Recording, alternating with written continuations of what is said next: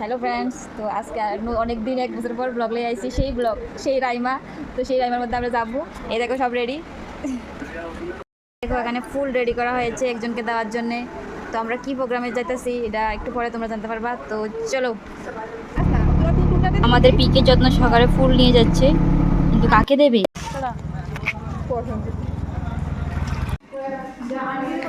তো আমরা যে প্রোগ্রামে এখানে এসেছি সেই প্রোগ্রামটা এখানে হলো না, কারণ আজকে এখানে আমরা অনেক লেটে চলে এসেছি, তো তার জন্য আর প্রোগ্রামটা হলো না। তো ব্যাড লাক।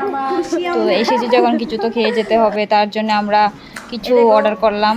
তো অর্ডার আসলে ছবি আর কেউ তুলে